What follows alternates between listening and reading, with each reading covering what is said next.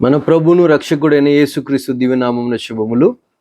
దేవుని బిడ్డలారా, రోమిలికి రాసిన పత్రిక 1వ అధ్యాయం 23వ వచనాన్ని ఈ దినం మనం ధ్యానం చేసుకుందాం. వారు అక్షయుడగు దేవుని మహిమను క్షయముగు మనుషుల యొక్కయు పక్షుల యొక్కయు చతుష్పాద జంతువుల యొక్కయు పురుగుల యొక్కయు ప్రతిమా స్వరూపములుగా మార్చిరి. అక్షయుడగు దేవుని మహిమ. అక్షయుడు అంటే క్షయత లేనివాడు, ఎప్పటికీ నాశనము లేనివాడు, నిత్యముండువాడు అని అర్థం. ఈ గొప్ప దేవుని, సృష్టికర్త అయిన దేవుని మహిమని ఎలాగ మార్చారంటే క్షయమైపోయేటువంటి వాటి రూపంలోనికి మనుషులు మార్చారని దేవుని పరిశుద్ధ లేఖనాలు చెప్తా ఉన్నాయి.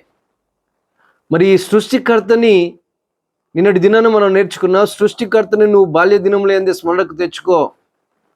సృష్టికర్త ఎవరు? సృష్టి ఏంటి? సృష్టికర్త ఎవరు?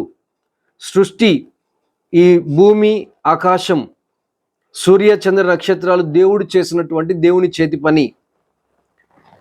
సూర్యుడు మనకి వెలుతురునిస్తూ ఉన్నాడు కనుక దానిలో శక్తి ఉంది అంటున్నాం. దేవుని బిడ్డలారా, దాన్ని కలుగజేసినటువంటి దేవుడు శక్తిమంతుడు అనే విషయాన్ని గుర్తు చేసుకోవాలి. సృష్టి గొప్పదా?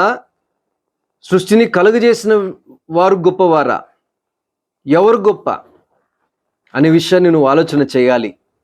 దేవుడు ఎవరు అనే విషయాన్ని నువ్వు ఆలోచన చేస్తే ఇదే అధ్యాయంలో 20వ వచనంలో ఏమంటాడంటే, ఆయన అదృశ్య లక్షణం అనగా ఆయన నిత్యశక్తియు దేవత్వమును జగతుత్పత్తి మొదలుకొని సృష్టింపబడిన వస్తువులను ఆలోచించుట వలన తేటపడవచ్చునవి కనుక వారు నిరుత్తులై ఉన్నారు. అంటే దేవుని సృష్టిని నువ్వు ఆలోచన చేస్తే దేవుడు ఎవరో నీకు తెలుస్తాడు.